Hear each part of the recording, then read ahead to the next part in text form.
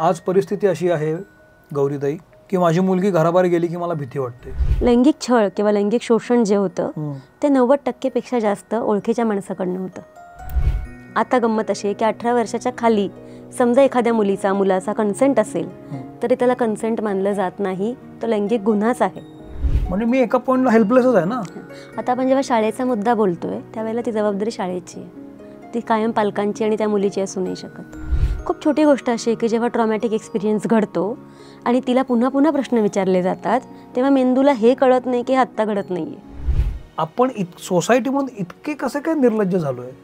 ते म्हणजे जसं फ्रस्ट्रेशन वाढतं ना समाजातलं तसं पॉर्न इंडस्ट्री वाढत जाते, असा एक अभ्यास आहे. म्हणजे स्त्रियांच्या अत्याचाराबद्दल आपण बोलतोय, मुलग्यांच्या अत्याचाराबद्दल आपण बोलायला सुरुवात पण नाही केली आहे.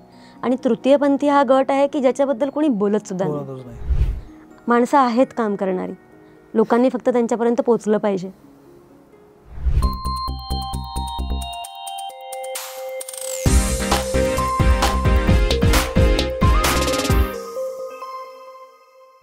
नमस्कार, मी सौमित्र बोटे. मित्रमणेवर मी तुम्हा सगळ्यांचं स्वागत करतो. आज खूप महत्त्वाच्या विषयावर आपण बोलणार आहोत. त्या विषयावर बोलण्यासाठी आज आपल्यासोबत आहेत गौरी जानवेकर. गौरीजी जवळपास 15 वर्षापेक्षा जास्त काळ क्लिनिकल सायकोलॉजिस्ट म्हणून काम करत आहेत. अक्षरनंदन शाळेशी त्या संलग्न आहेत, तिथेही त्या काउन्सिलर म्हणून काम करत आहेत आणि इतर अनेक सामाजिक संस्थांसोबत त्यांचं काम सुरू आहे. आजचा विषय असा आहे, बदलापूरमध्ये घडलेली घटना आपल्या सगळ्यांना माहिती आहे, कलकत्तामध्ये घडलेली घटना आपल्याला माहिती आहे. अशा अनेक घटना आजूबाजूला घडत असतात, त्या वारंवार पेपरात येत असतात. पण फक्त निषेध करून संतापून सगळंच आलबेल होईल असं नाही, तर या पलीकडे आपल्याला काय करायला हवं हे जाणून घेणं फार गरजेचं आहे. आज परिस्थिती अशी आहे गौरीताई की माझी मुलगी घराबाहेर गेली की मला भीती वाटते. माझी मुलगी शेजारच्यांकडे खेळायला गेली तरी मला भीती वाटते. माझी मुलगी शाळेत जाताना व्हॅनमध्ये बसली तरी मला भीती वाटते. आणि माझी मुलगी खेळत राहिली संध्याकाळपासून रात्रभर आणि ती घरी आली नाही, लहान कुठल्याही वयोगटातली असू दे, तरीही माझा जीव घाबरा होतो. कारण परिस्थिती आजूबाजूला तशीच आहे, काय होईल सांगता येत नाही. आपल्या अनोळखी असं म्हणत नाही मी, अगदी ओळखीच्या लोकांनी जरी एखाद्या मुलीला कडेवर घेतलं तरी माझ्या मनात शंका यायला लागते की हे नेमकं काय आहे. असेलच असं नाही, पण परिस्थिती अशी आहे की मला भीती वाटायला लागते. आता मी म्हणजे कोण? मी म्हणजे सौमित्र नव्हे, तर मी म्हणजे आजूबाजूला माझ्यासारखी असंख्य माणसं ज्यांच्या घरी एक लहान मुलगी असेल, कॉलेजमधली मुलगी असेल, टीनेजमधली मुलगी असेल, प्राथमिक शाळेत जाणारी असेल, पण ज्या ज्या घरात मुली आहेत त्या प्रत्येक बापाला किंवा मामाला, काकाला, नातेवाईकांना ही भीती व्यापून उरलेली असते. आणि या घटना घडल्या की आणखी वाटतं की हे कुठं थांबणार आहे. तुम्हाला बोलण्यामागचं कारण हे आहे की या घटना नेमका काय घडत आहेत हे आपण पाहतो, पण त्या पलीकडे आपण काय करायला हवं हे तुम्ही याकडे कसं पाहता आणि ह्यातला उपाय काय हे यातून दिसावं अशी मला अपेक्षा आहे. तुमचं मी स्वागत करतो. बदलापूरमध्ये घडलेली घटना एक भाग झाला, पण अशा ज्या घटना घडत असतात त्याकडं आम्ही वाचक म्हणून एका अँगलनं पाहतो जो माध्यम आम्हाला दाखवतात, किंवा पालकांचा एक अँगल असतो कारण ते त्या बळी पडलेले असतात, पोलिसांचा एक अँगल असतो. पण तुम्ही तुमच्यासारखी मंडळी जी वर्षानुवर्षे त्यात काम करतायत त्यांना अनेक उदाहरणाशी माहीत असतात. तुम्ही या घटनेकडे कसं पाहता? आत्ता जी घटना घडली बदलापूरची ती अस्वस्थ करणारीच आहे. म्हणजे कुणीही आपल्यासारखी माणसं जी असं म्हणतात, म्हणजे तुमच्या आणि माझ्या मनात 3-4 वर्षाचं मूल बघितलं की काय येतं? माया येते, प्रेम येतं, कौतुक करावं असं वाटतं.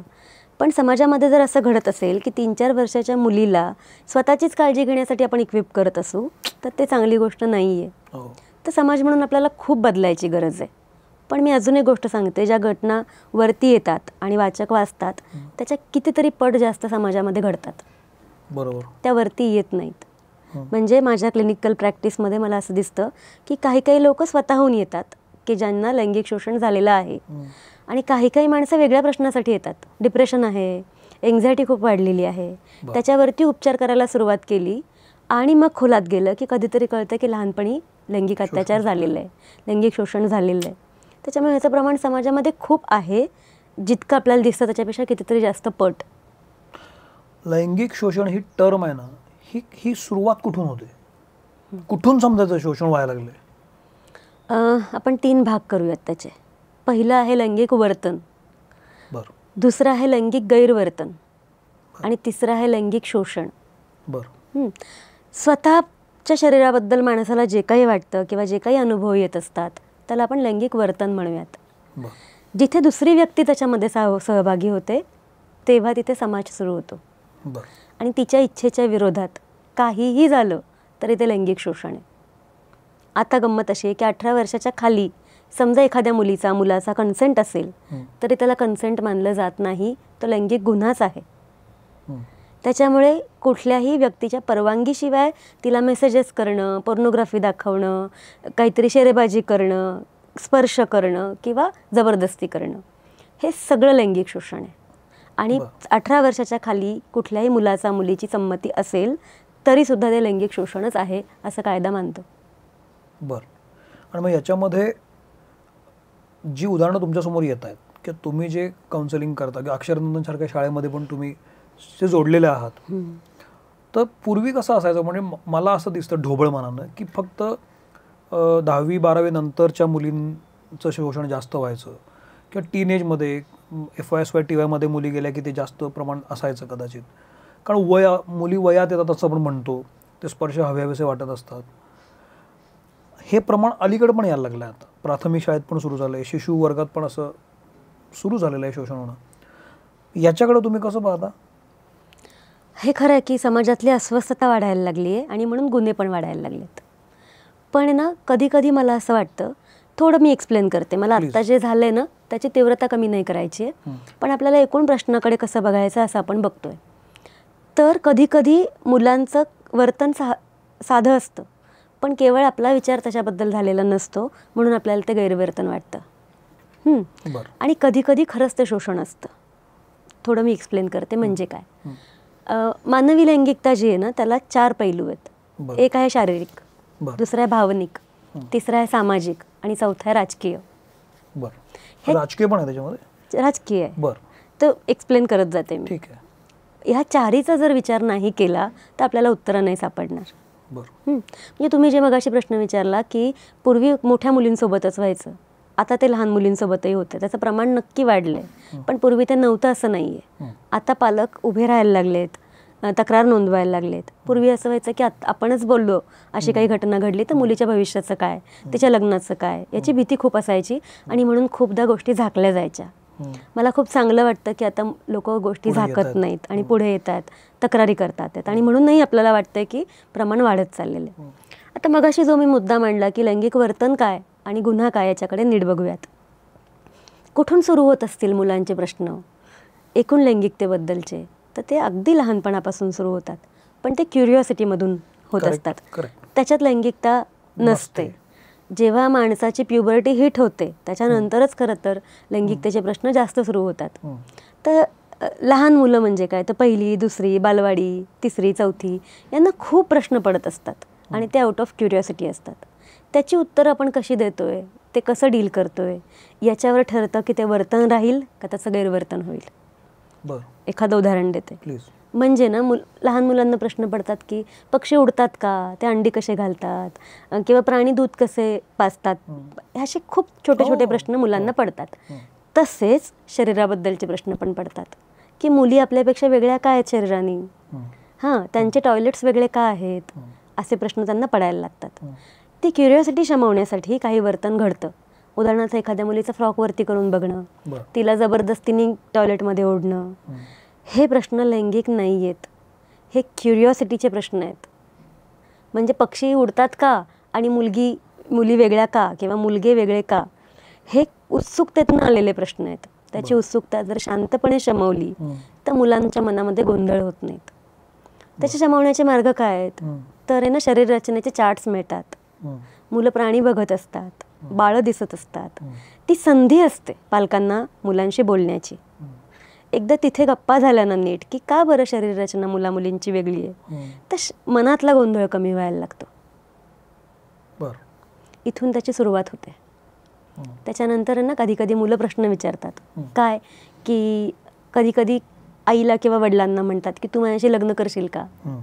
असं का मुलं म्हणत असतील, कारण त्यांना असं वाटतं की लग्न केलं की माणसं आयुष्यभर एकत्र राहतात आणि म्हणून मुलं हे म्हणतात. त्याच्या पाठीमागे कुठलाही वेगळा अँगल नसतो.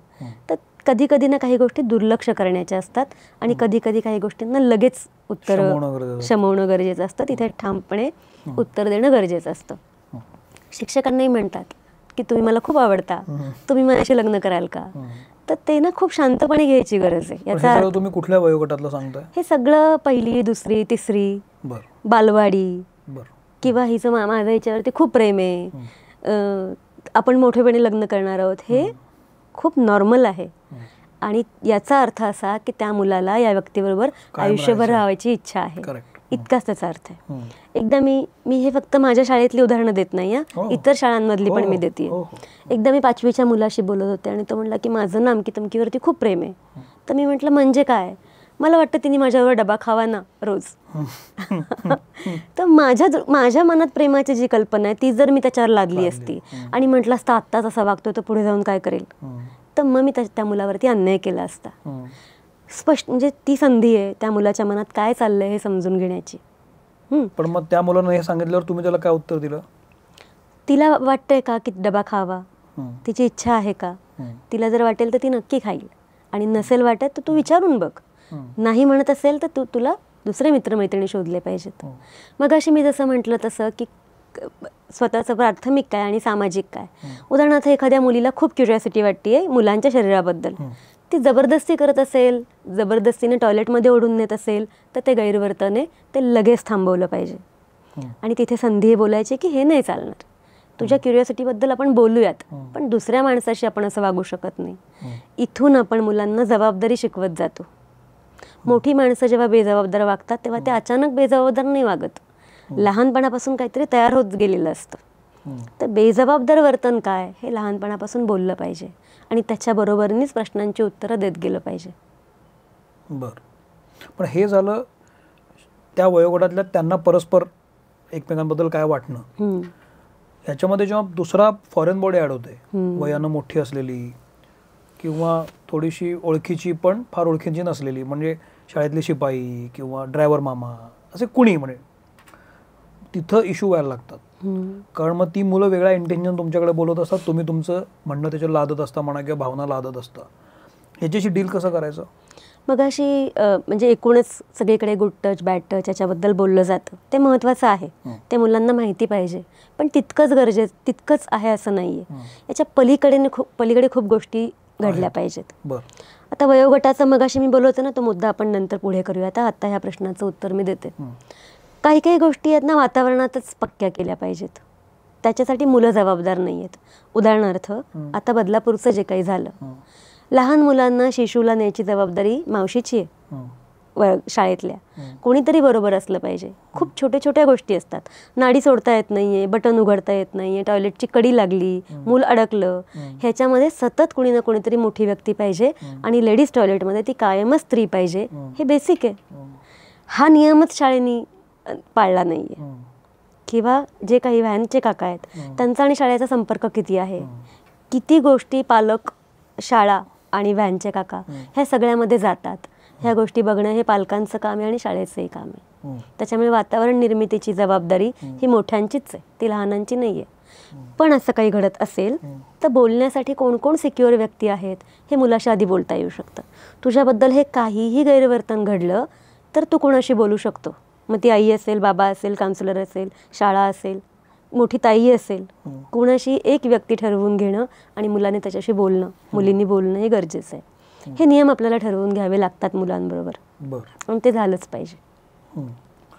मगाच्या मुद्द्यापाशी येते मी. हे सगळं मी तुम्हाला 2री 3री पर्यंत सांगितलं. 4थी 5वी नंतर मुलांशी शरीरात काय काय बदल होतात ही माहिती द्यायला सुरुवात केली पाहिजे.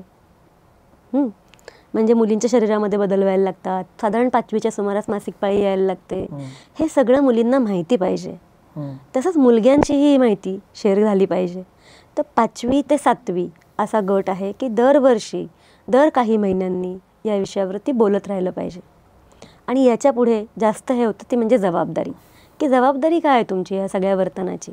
प्रश्न खूप पडू शकतात, त्या प्रश्नांचं उत्तर शोधण्याचं काम कसं चालेल हे सातत्याने बोललं गेलं पाहिजे. 8वी 9वी 10वीच्या याच्यामध्ये अजून खोलातली माहिती त्यांना देणं, कायद्यांची माहिती असणं, पॉक्सोसारख्या कायद्याची माहिती असणं मोठ्या मुलांना, हे सगळं झालं पाहिजे. मी हा सगळा पट सांगतेय याचा अर्थ असा की एकदा काहीतरी माहिती दिली आणि आपली जबाबदारी संपली असं होत नाही. ही सातत्याने चालणारी प्रक्रिया आहे आणि ती आपण केली पाहिजे, तर आपण कुठेतरी उत्तराच्या जवळ जाऊ. पण तुम्ही आता तू मगाशी गुड टच बॅड टचचा जो मुद्दा आला ना, सगळीकडे फेमस आहे की गुड टच म्हणजे काय आणि बॅड टच म्हणजे काय. आता हे थेरॉटिकल झालं, कुठं हात लावायचे, कोणी कुठं लावले की ते गुड आणि बॅड. पण ह्या पलीकडं तुम्ही जे म्हणता ना, मुलांना शिकवलं पाहिजे हा एक भाग झाला. मुलांच्या शंकांना निरसन करणं हे मी समजूच शकतो, केलंच पाहिजे. पण मी जो तुम्हाला मुद्दा म्हणतोय की जे अंगावर येते त्याची त्यांना माहितीच नसते. बळजबरी होते, ओढून घेऊन गेलं जातं किंवा फूस लावली जाते, आमिष दाखवलं जातं, ह्याची त्यांना कल्पना नसते. तुम्ही त्यांना मुद्दे सांगताय, त्यांच्यातले बदल, काय केलं पाहिजे, कसं केलं पाहिजे, आपण कसं ॲडजस्ट झालं पाहिजे, हे त्यांच्याबद्दलचं आहे. पण जेव्हा अकस्मात ओळखीची व्यक्ती माझ्याशी असं काहीतरी वर्तन करते, हे अनपेक्षित असतं मला. ह्याच्याशी कसं डील करायचं? समजा मूल म्हणजे ना, ह्या सगळ्या गोष्टी बोलताना एखादं मूल असं म्हणतंय की माझ्याबरोबर हे होतंय, मुळात आधी होऊ नये याच्यासाठी काय करायचंय. तर फक्त गुड टच बॅड टच सांगून आपला रोल संपत नाही. वेगवेगळ्या मुद्द्यांबद्दल बोललं पाहिजे.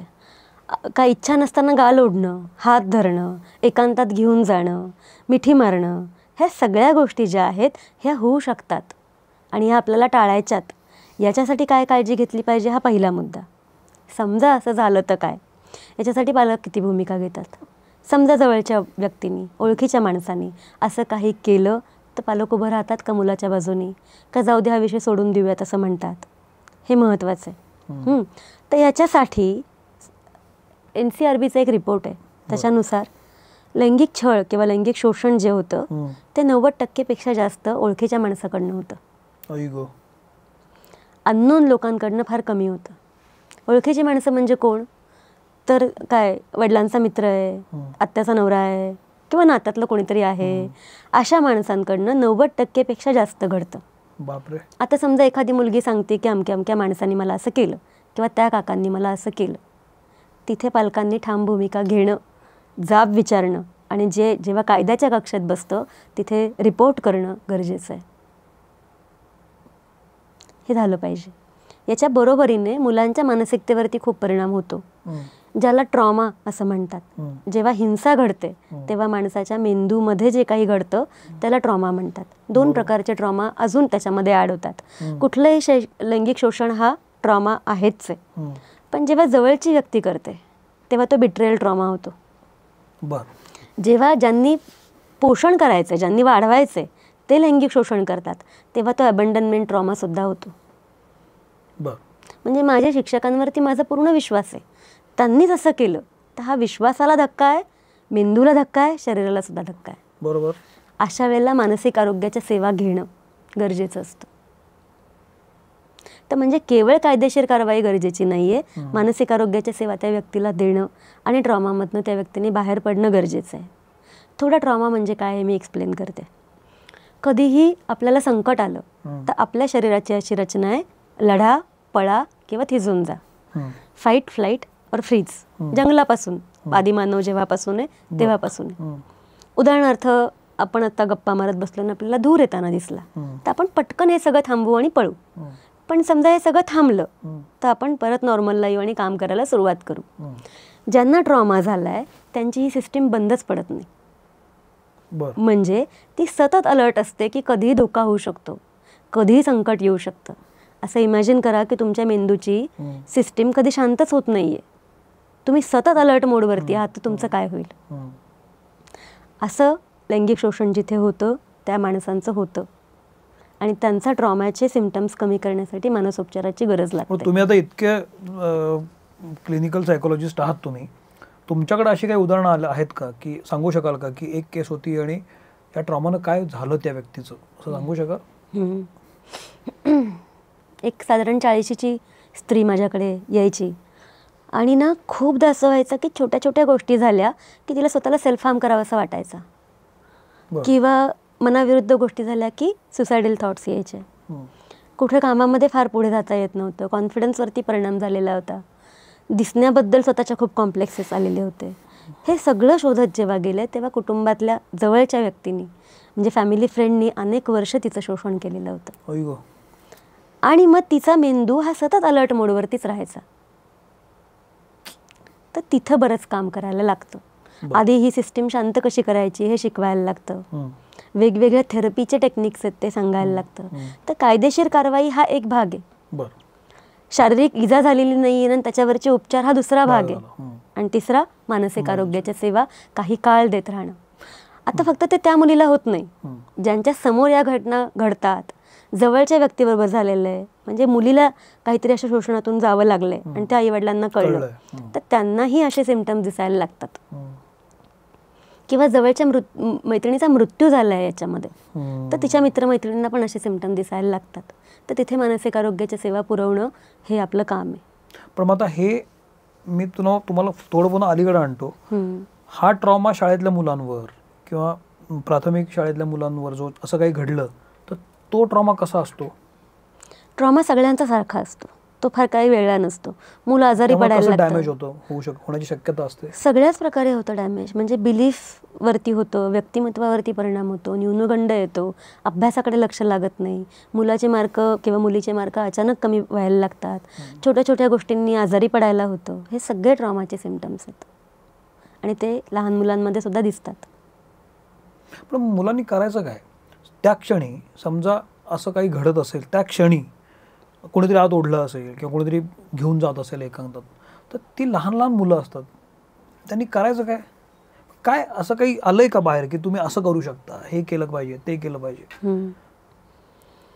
अगदी लहान मुलं असतील ना, तर अशा ठिकाणी न पाठवणं बरोबर ही एकमेव गोष्ट आहे. मुलं जरा मोठी असली तर काही सेल्फ डिफेन्सचे टेक्निक्स आपण शिकवू शकतो. पण पुन्हा मला त्याच्यातला फोलपणा असं जाणवतो की कधीतरी एखाद्या मुलीला सेल्फ डिफेन्सचे टेक्निक शिकवणं आणि एरवी तिच्या आरोग्याकडे लक्ष न देणं, तर ती किती वापरू शकणार आहे? ते किंचाळणं, ओरडणं, काहीतरी साईन सांगणं मुलांना, हे सगळं करू शकतो. कितीही जवळची व्यक्ती असली तरी आईला किंवा वडिलांना सांगितल्याशिवाय दुसरीकडे न जाणं, ह्या गोष्टी आपण शिकवू शकतो. म्हणजे अगदी जवळची व्यक्ती आणि ती म्हणाली की चल खाऊ खायला जाऊयात किंवा फिरायला जाऊयात, तर न जाणं, हे याची करू शकतो.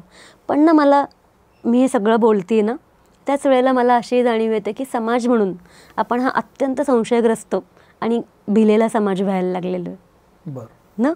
तर आपल्याला सगळ्या बाजूनी काम करणं गरजेचं आहे. आत्ता जोपर्यंत बदल होत नाही तोपर्यंत हे इमिजिएट गोष्टी आहेत की जवळची व्यक्ती असल्याशिवाय कुठे जाऊ नये, सेल्फ डिफेन्सचे टेक्निक शिकावेत, ओरडणं, चावणं, किंचाळणं, ह्या सगळ्या गोष्टी मुलं करू शकतात.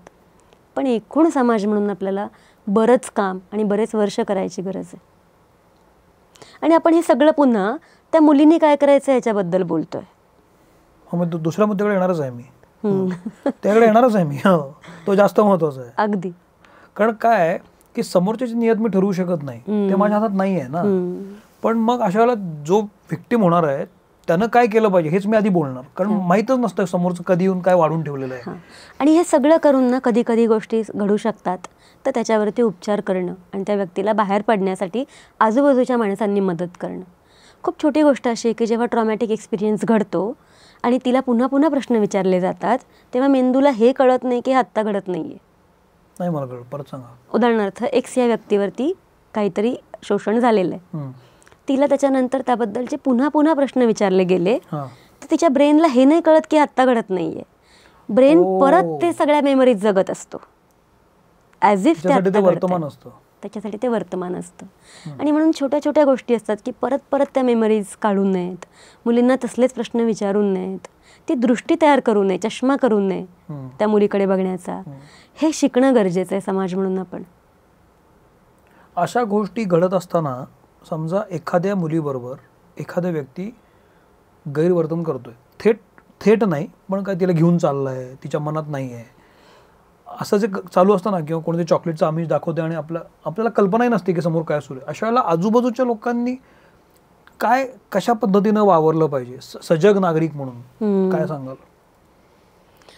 खूपदा असं नाही घडत, बाहेर काहीतरी घडतंय, म्हणजे रस्त्यावरती काहीतरी घडतंय याची शक्यता एक तर खूप कमी असते. पण समजा घडत असेल तर आपण अवेअर राहणं, जाब विचारणं, त्या मुलीला विचारणं की तुला ही व्यक्ती माहिती आहे का, तुला खरंच जायचं आहे का, असे गोष्टी विचारू शकतो. पण पुन्हा या गोष्टी या खूप प्रायव्हेट सेक्टरमध्ये घडत असतात आणि म्हणून त्या कुटुंबातल्या व्यक्तींनी सजग असणं खूप गरजेचं आहे. कुटुंबातली व्यक्ती सजग असताना काय करू शकते? समजा मी सजग आहे माझ्या मुलीबद्दल, पण मी सजग म्हणजे काय, मी तिची सतत बोलू शकतो, पण आत्ता ती गेली आहे शाळेत, ती जोपर्यंत येत नाही तोपर्यंत मी शांत घरीच आहे. तिथं काय होणार आहे मला माहीत नसतं, ती आल्यानंतर मला कळू शकतं. म्हणजे मी एका पॉईंटला हेल्पलेसच आहे ना.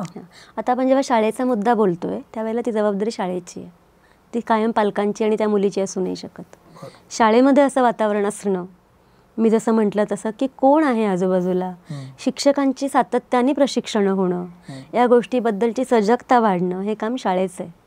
कामाच्या ठिकाणी जेव्हा जेव्हा बाई जाते तेव्हा तिला सुरक्षित वातावरण देणं हे त्या ऑफिसचं काम आहे, ऑर्गनायझेशनचं काम आहे.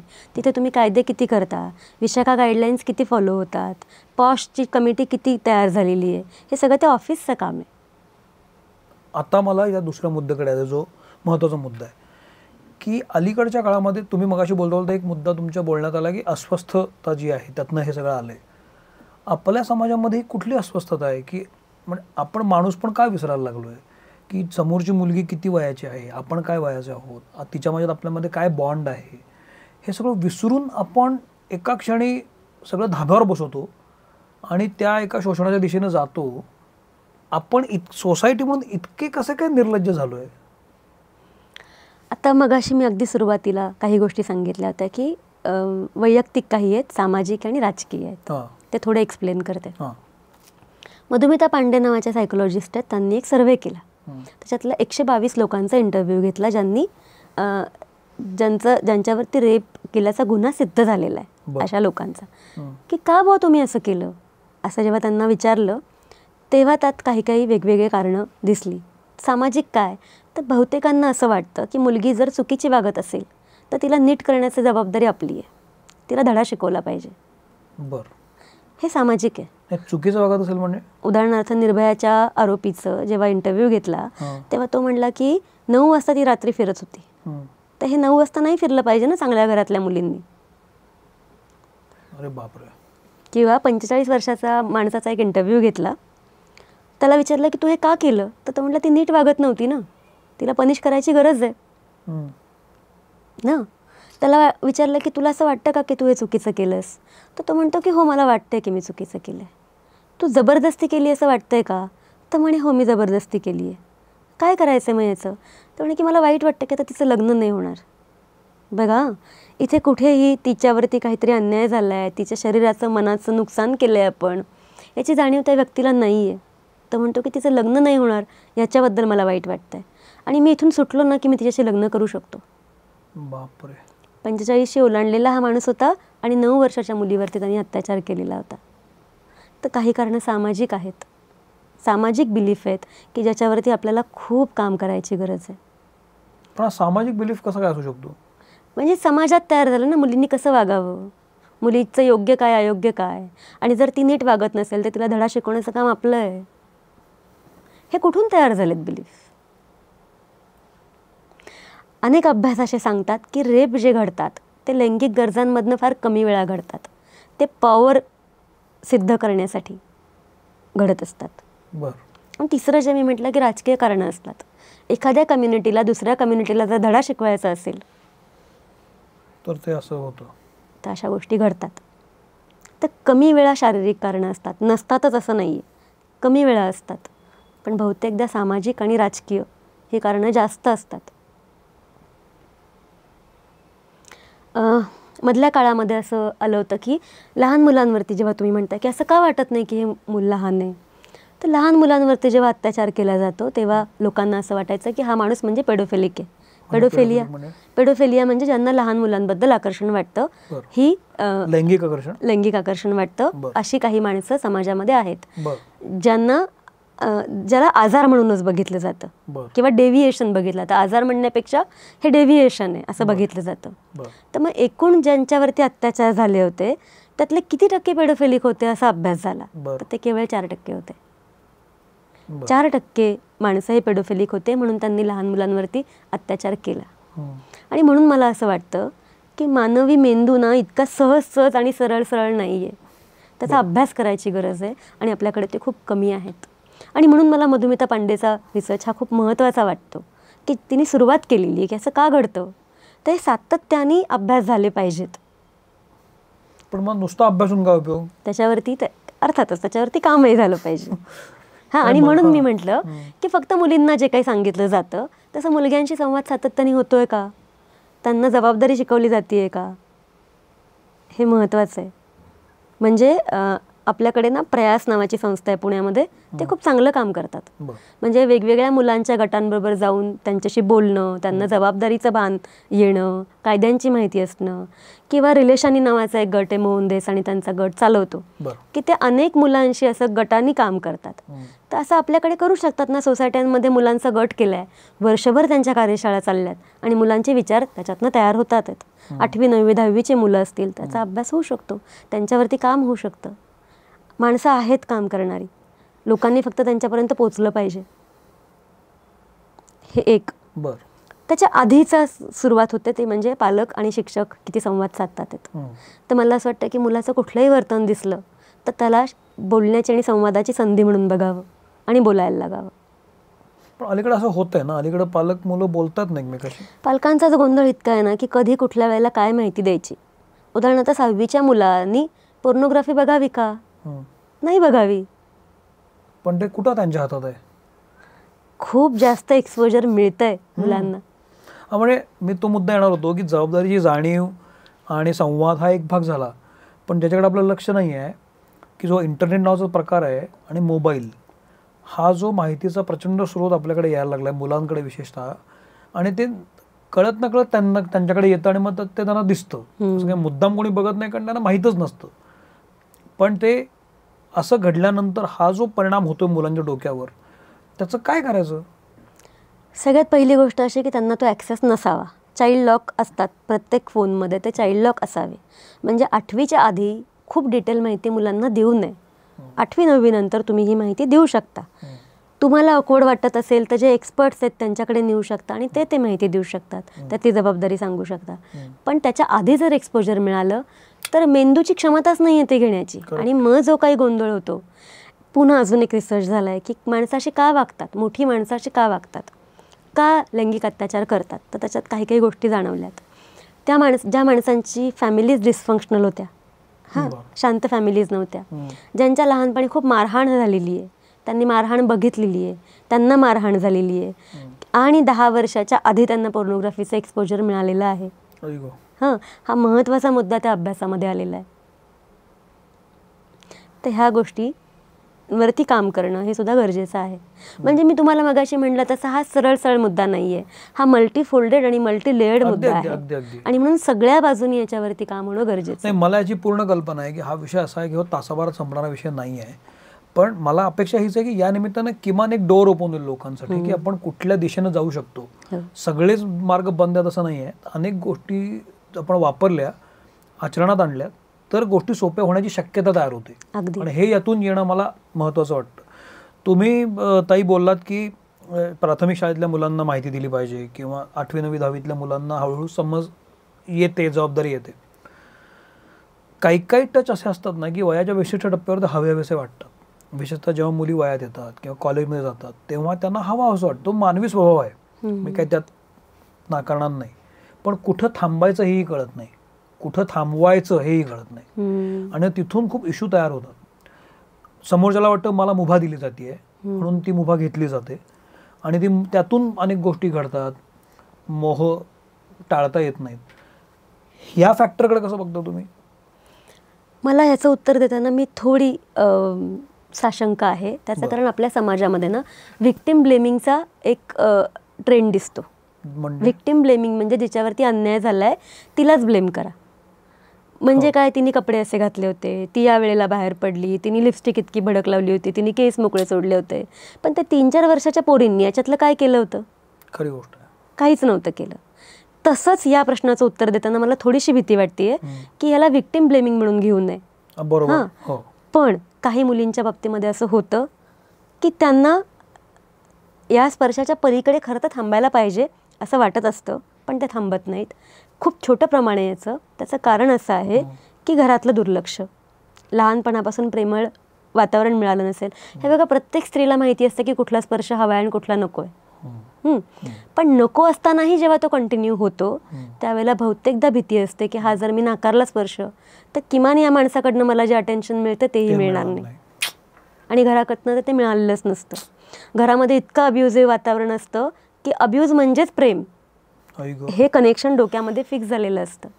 त्याच्यामुळे माझ्यावरती अब्यूज होतोय हेच कळत नाही. तुम्हाला उदाहरण आलंय? अनेक आहेत, पण त्याचं प्रमाण कमी आहे. आणि हे ऐकताना ऐकणाऱ्यांनी अजिबात असं म्हणू नये की मुलींनाच थांबता येत नाही किंवा पालकांनाच हे करता येत नाही.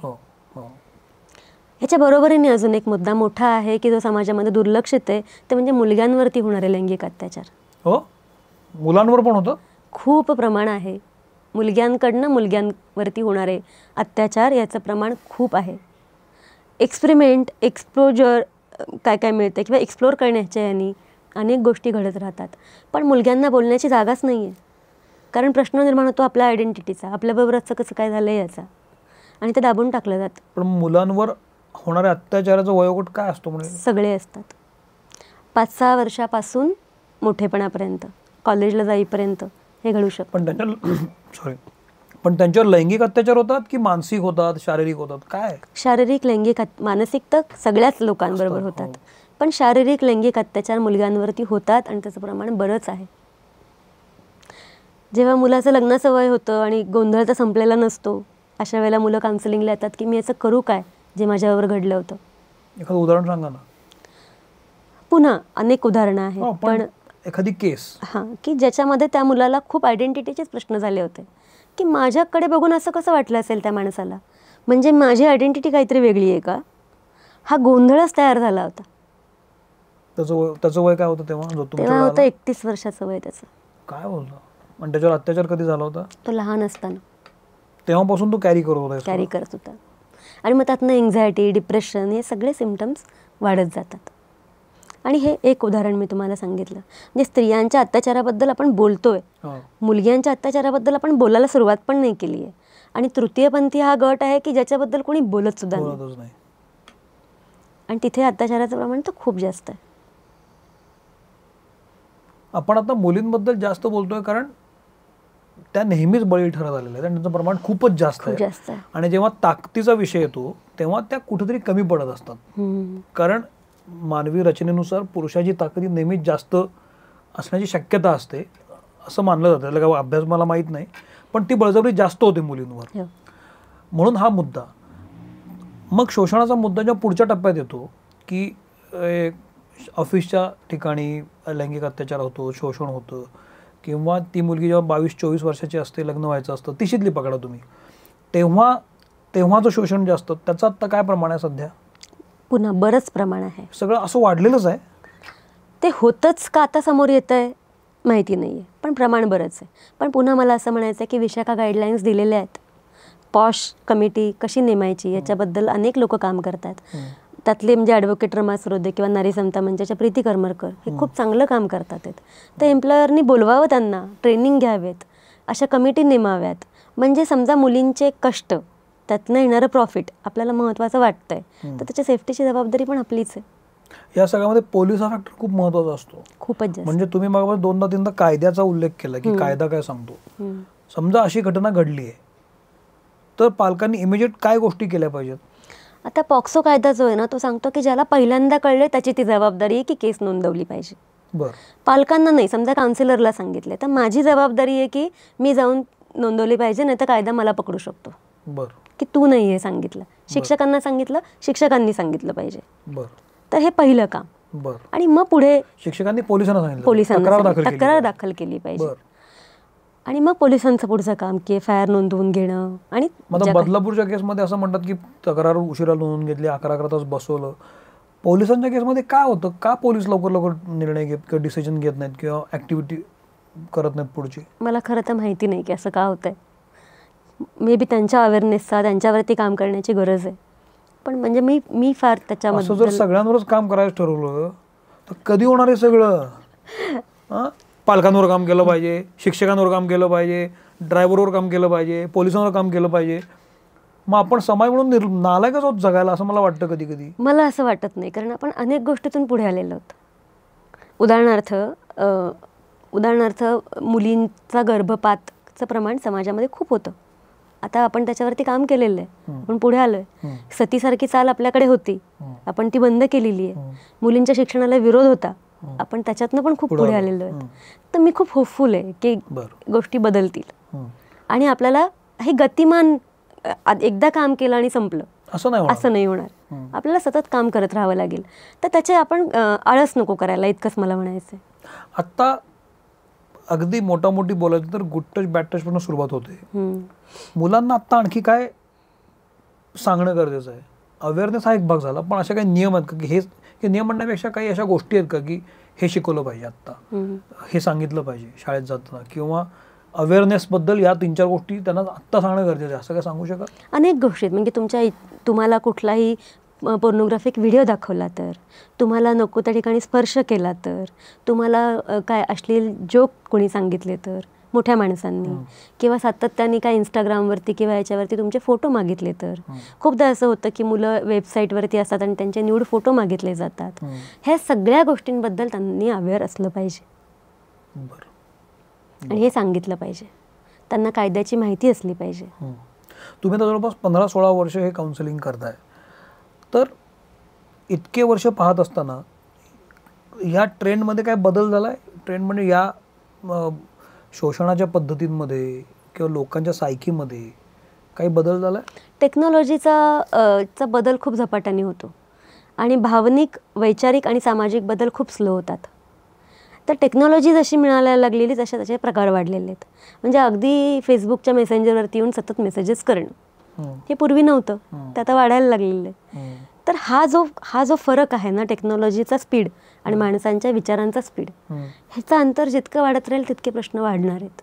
आणि म्हणून विचारांवरती काम तितक्याच सलगपणे झालं पाहिजे. काम करायचं म्हणजे काय करायचं? चर्चा करायची, दुर्लक्ष नाही करायचं, गप्पा मारायच्या त्याच्यावरती, आणि काय झालं पाहिजे आणि काय नाही झालं पाहिजे याच्याबद्दल बोलायचं.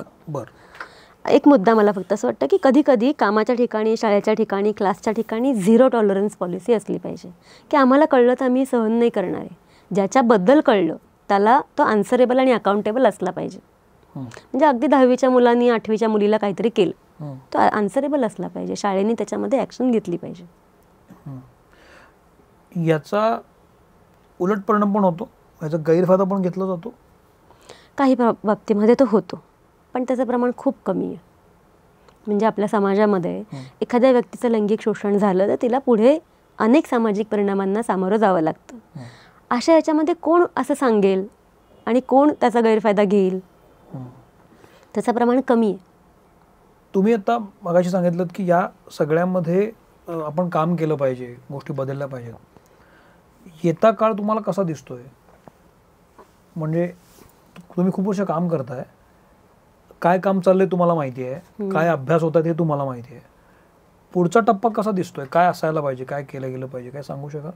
मी मगापासून जे म्हणते ते सातत्याने काम झालं पाहिजे. एका मुद्द्याबद्दल अजून आपण बोललेलो नाहीये, ते म्हणजे जसं फ्रस्ट्रेशन वाढतं ना समाजातलं, तसं पॉर्न इंडस्ट्री वाढत जाते, असा एक अभ्यास आहे. त्याचं कारण माझी आयडेंटिटी, मला काय जगायचं आहे, समाजातलं माझं स्थान काय, सातत्याची स्पर्धा. विशेषतः भांडवलशाहीमध्ये माणसाला सातत्याने स्पर्धेमध्ये ठेवलं जातं आणि त्याला सांगितलं जातं की तू प्रूव्ह कर तुझा एक्झिस्टन्स. अशाच्यामध्ये काय खूप ताण आणि स्पर्धात्मक वातावरण तयार व्हायला लागतं. करायचं काय हे माणसांना कळत नाही. अशा वेळेला लैंगिक अत्याचाराचे गुन्हे हे जास्त वाढतात, असा अनेक अभ्यास सांगतात. तर ही सामाजिक दरी, आर्थिक दरी अगदी तशीच ठेवून समाज बदलेल ही अपेक्षा आपण नाही करू शकत आहे. त्याच्यामुळे वैयक्तिक पातळीपासून राजकीय पातळीपर्यंत आपल्याला अनेक गोष्टींसाठी काम करावं लागेल. या सगळ्यामध्ये टीव्ही फॅक्टर किती महत्त्वाचा आहे? इंटरनेट म्हणत नाही मी, टीव्हीवरची गाणी, बॉलिवूडचे सिनेमे, सिरियल्स किंवा वेबसिरीज आता आपण बघतो त्या, ह्या आता घराघरात बघितल्या जातात. ह्याचा इम्पॅक्ट होत असतो मुलांवर किंवा त्या समोरच्या व्यक्तीवर? मला कायम असं वाटतं की ते स्टिम्युलस म्हणून काम करतात. आतमध्ये अनेक गोष्टी घडत असतात. त्याचं कारण सिरियल खूप लोक बघतात, वेबसिरीज खूप माणसं बघतात. ते असं करतात का?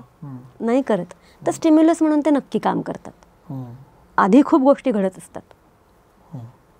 समजा अशी केस मला कळली, माझ्या शेजारची असं घडलेलं आहे आणि आत्ताच दिसतंय, तर मी कुठं नोंदवायचं, मी किंवा कोणाची मदत घ्यायची, कुठं फोन करायचे, काय त्याला काय सिस्टीम असते का? एकतर पोलीस स्टेशन तुमच्या एरियामधलं, बरं. समजा तुम्हाला तिथे जाण्याची भीती वाटत असेल किंवा शंका असतील तर सामाजिक संस्था आहेत. म्हणजे पुण्यात मुस्कानसारखी संस्था आहे की जी खूप कायदेशीर मदत करते. मुलांवरती लैंगिक अत्याचार झाले असतील बरं. तर FIR नोंदवण्यापासून मनोधैर्य योजना मुलींना मिळते. तिचं शेल्टर जर वेगळ्या ठिकाणी पाहिजे असेल, राहायची जागा बदलायची असेल, अशा अनेक बाबतीमध्ये अशा संस्था काम करतात. बरं.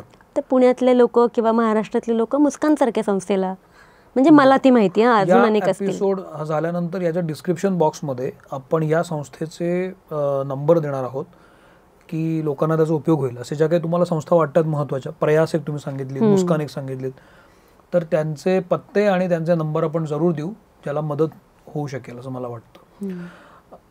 आता एक खूप बेसिक प्रश्न विचारतो मी. प्रॉब्लेम कुठं होतो वयात, म्हणजे साधारण मुलं 2री 3री 4थीत गेली ना की त्यांना लैंगिक शिक्षण देण्यापासून प्रॉब्लेम होतो. जो आपण तुम्ही मुद्दा महत्त्वाचा पहिला मांडला की क्युरिओसिटी असते, त्यातून मग गोष्टी घडत जातात. 80% पालकांना त्याचं निरसन कसं करायचं हेच माहीत नसतं की काय सांगायचं.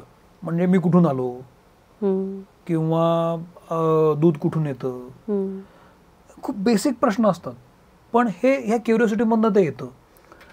तर ह्याची उत्तर द्यायची कशी? एक पुस्तक आहे ज्याचं नाव आहे काय सांगू कसं सांगू. डॉक्टर अनंत साठे आणि शांता साठेंनी काय सांगू कसं सांगू नावाचं पुस्तक आहे. हां, डॉक्टर अनंत साठे, शांता साठेंनी लिहिलेलं आहे. बरं. हे पालकांसाठी आहे, जरूर वाचा. बरं. पुन्हा प्रयास संस्थेचे काही पब्लिकेशन्स आहेत. बरं. तथापि संस्थेची एक वेबसाईट आहे, लेट्स टॉक सेक्शुअलिटी नावाची. बरं. हां, त्याच्यात त्याच्यात मुलांना व्हिडिओ दाखवणं, त्यांच्याशी गप्पा मारणं, अशा गोष्टी खूप छान होऊ शकतात. किंवा पालकांनी त्या बघणं आणि मुलांशी बोलणं असं होऊ शकतं. शांता साठे, अनंत साठ्यांचंच अजून एक पुस्तक आहे, ते म्हणजे मला हे माहिती हवं. मुलांसाठी आहे. एज अप्रोप्रिएट त्यांना काय माहिती द्यायची याचे टप्पे त्याच्यामध्ये खूप चांगले लिहिलेले आहेत. म्हणजे मला तेच म्हणायचं आहे की समाजामध्ये काम करणारी माणसं आणि रिसोर्सेस खूप अवेलेबल आहेत. आता फक्त तयारी झाली पाहिजे की आपल्याला हे करायला पाहिजे, इतकंच आहे. पण मग त्या पुस्तकामध्ये त्या वयोगटानुसार दिलेलं आहे कोणाला काय कसं सांगायचं वगैरे. किती छान आहे हे. तसंच म्हणजे प्रयासची पण पब्लिकेशन, अशी खूप पब्लिकेशन्स आहेत की खूप चांगलं काम माणसांनी करून ठेवलं. अत्यंत अवेलेबल आहेत. आणि जे मी गटांची नावं दिली, तुम्ही सोसायटीमध्ये बोलवा ना तुमच्या, या गटांना इन्व्हाइट करा, मुलांसाठी काम करा. हे होऊ शकतंय. म्हणजे काहीतरी स्पर्धा ठेवत बसतात, लिंबू चमच्याची स्पर्धा आणि 3 पायांची स्पर्धा. त्याच्यापेक्षा हे करा ना, हे गरजेचं आहे असं मला वाटतं. ओके. येत्या काळात आता कशावर अभ्यास सुरू आहेत का सांगू शकाल की कोण काय कशावर अभ्यास करतंय, कुठला मुद्दा घेऊन काही चालू आहे का? नाही, मला असं वाटतं की रिसर्च खूप कमी आहे. मधुमिता पांडेचा रिसर्च हा खूप माइलस्टोन म्हणावा लागेल, त्याच्या पलीकडे खूप व्हायला पाहिजेत. उदाहरणार्थ मगाशी जे मी म्हटलं की 4% लोक पेडोफिलिक असतात. हां, मग इतर माणसं हे का करतात, त्याचं काय आतमध्ये चालतं, त्याचा जीवन प्रवास कसा झालेला आहे, याच्याबद्दलचे अभ्यास झाले पाहिजे. मुद्दा सुचला मला. शिक्षा काय असायला पाहिजे हा एक महत्त्वाचा मुद्दा आहे. म्हणजे संताप येतो आपल्याला, मग संतापाच्या बाबत आपण बोलायला लागतो. मला त्यात काही गैर वाटत नाही, का संतापजनकच असतं ते. मग अगदी लिंग छाटण्यापासून दगडाने ठेचून मारण्यापर्यंत विषय असतो. काय शिक्षा करायला पाहिजे, काय वाटतं तुम्हाला? एक असं खूपच कॉमन हे आहे की अमके तमके देश बघा, जिथे टोकाच्या शिक्षा होतात अशा घटना घडतच नाहीत. त्याचा अभ्यास नाहीये लोकांचा, जेव्हा लोक असे कमेंट करतात. हे बघा, मी म्हटलं 90%पेक्षा जास्त केसेस ह्या ओळखीच्या माणसांकडनं घडतात. समजा फाशीची शिक्षा किंवा दगडाने ठेचून मारण्याची शिक्षा असेल, गुन्हा सिद्ध झाला आणि माझ्या कुटुंबातल्या व्यक्तीने हा गुन्हा केलाय, तो नोंदवण्याचं प्रमाण किती असेल? नोंदवलेच जात नाही गुन्हे. अशा देशांमध्ये असंच होतं की गुन्हे नोंदवले जात नाहीत. काय गरजेचं असतं माहिती, मेंदूला आपल्याला क्लोजर गरजेचं असतं. म्हणजे इमिजिएट ॲक्शन झाली पाहिजे आणि शिक्षेची खात्री जिथे असेल तिथे तीव्र शिक्षांची गरज नसते. आपल्याकडे शिक्षेची खात्री असली पाहिजे, त्याच्यावरती काम झालं पाहिजे. ते होत नाही. आपण जितक्या तीव्र शिक्षा करत जाऊ त्यांनी गोष्टी कमी नाही होणार, त्यांनी पुरावे नष्ट केले जातात. पण धाक नाही का बसणार? बघा ना, म्हणजे आता रिसेंट जर तुम्हाला बघितलं तर मुलींना मारून टाकण्याचा ट्रेंड वाढलेला आहे. मुलींना नाही, इकडं म्हणतो मी, यांना कलकत्त्यामध्ये जी केस घडली किंवा बदलापूरमध्ये ज्या केसेस घडल्या, मी अगदी मारून टाका म्हणत नाही, पण कठोर शिक्षा कठोरात कठोर झाली, कायद्याचा जर धाक बसला तर प्रमाण कमी येणार नाही. अशा वेळेला माणसं प्रयत्न करतात की पुरावे नाही राहू. जर खूप पुरावे कसे राहणार नाही याच्यासाठी प्रयत्न होतो. आणि म्हणून मुलींना मारून टाकलं जातं. तुम्हाला पक्क खात्री असली पाहिजे की शिक्षा होणारच आहे. ही सगळी माणसं आहेत ना, यांच्या आधीचे गुन्हे हे लपलेले असतात. एक गुन्हा मी केला, मला शिक्षा नाही झाली, माझं बरं करेज नाही. वाढतं. दुसरा गुन्हा होतो, शिक्षा नाही मिळाली, करेज वाढतं. आधीच्या गुन्ह्यालाच जर शिक्षा मिळाली तर हे थांबण्याचं प्रमाण जास्त आहे. बरं. तर इमिजिएट आणि नक्की खात्रीशीर शिक्षा. पण तुम्ही इतकी वर्ष काउन्सिलिंग करताय, इतक्या केसेस बघितल्या तुम्ही, वेगवेगळ्या वयोगटातल्या मुलींशी बोलला असाल तुम्ही, हे सगळं बघितल्यावर तुम्हाला आता काय शिक्षा असायला पाहिजे असं वाटतं? मला असं वाटतं कायदेतज्ञांनी त्याच्यावरती खूप व्यवस्थित काम केलेलं तुम्हाला आहे काय आणि अभ्यास वाटतं काय केलेला आहे. असायला पाहिजे? जे काही पॉक्सोमध्ये आहे 3 ते 5 वर्षांची काय जेल किंवा 2012 नंतर वाढलेलं आहे की 20 वर्षांपर्यंतची हे झालेली आहे, तरतूद झालेली आहे, ही महत्त्वाची आहे आणि ती झालीच पाहिजे. पण म्हणून मी पुन्हा म्हणते, ओळखीचा माणूस असेल तर आईवडिलांनी उभं राहणं आणि शिक्षेची खात्री ठेवणं हे गरजेचं आहे. आईवडिलांना बळ कमी पडत असेल तर इतरांनी सपोर्ट करणं हे गरजेचं आहे. आपण मुलींवरती अत्याचार म्हणजे अर्ध्या समाजाबद्दल बोलतोय. हो होय, आपण याचं भान ठेवूयात. बरोबर आहे. हो, महत्त्वाचा मुद्दा आहे. मला गौरीताई खूप महत्त्वाचे मुद्दे वाटले आत्ता. यातले 2 महत्त्वाचे मुद्दे, एक तर शिक्षेचा मुद्दा मला महत्त्वाचा वाटतो आणि त्यांनी जी पुस्तकं सांगितली पालकांनी शहाणं होण्यासाठी, ती पुस्तकं तुम्ही प्लीज बघा. आम्ही रील पण काढू त्याचे की तुम्हाला ते म्हणजे कळेल काय पुस्तकं आहेत ती. आम्ही त्या संस्थांची नावं जी दिलेली आहेत त्यांनी ती पण आम्ही देऊ. मला वाटतं हे एक महत्त्वाचं पाऊल वाटतं मला. आणि तुम्ही जे सांगितलं की शेवटी सजग असणं फार गरजेचं आहे. मुलांचा आणि पालकांचा संवाद हा खूप महत्त्वाचा फॅक्टर त्याच्यातला असणार आहे. तर तुम्ही मित्रमंडळमध्ये आवर्जून आलात, वेळ काढून. खूप लास्ट मिनिट मी तुम्हाला बोलवलं आणि तुम्ही आलात, तुमचे खरंच आभार. तुम्ही आल्याबद्दल मी एक छोटीशी भेट तुम्हाला देतो. ही अश्मन पेबल्सतर्फे हा एक हँड पेंटेड दिवा आहे. थँक्यू. आणि पुणे कॉटन कंपनीतर्फे एक छोटीशी भेट. मला Thank you so खात्री आहे much. की या एपिसोडमधून निश्चित तुम्हाला नवीन माहिती मिळाली असेल आणि यातून थोडीशी उभारी पण आली असेल. जसं गौरीताई म्हणाल्या की सगळंच काही वाया गेलेलं नाही आहे, अनेक महत्त्वाच्या गोष्टी घडत आहेत ज्याच्यावर अभ्यास सुरू आहेत लोकांचे. तर संतापजनक जरी गोष्ट असल्या तरी आपण संतापून चालणार नाही आहे, त्यातनं शहाणं होऊन काय पाऊल टाकायचं ठरवलं पाहिजे. तर तुम्ही आलात, मला खरंच बरं वाटलं. Thank you very much. थँक्यू. मित्रमंडळीचा हा एपिसोड फार महत्त्वाचा आहे. कसा वाटतो मला जरूर सांगा. आणि जर तुम्हाला आवडला असेल तर इतरांनाही शेअर करा. आपल्या सगळ्या घरांमध्ये लहान लहान मुलं असतात. अत्याचार फक्त मुलींवर होत नाहीत, मुलांवर सुद्धा होतात आणि ते होऊ नयेत म्हणून आपण काळजी घ्यायला पाहिजे. थांबतो, भले ते घडो.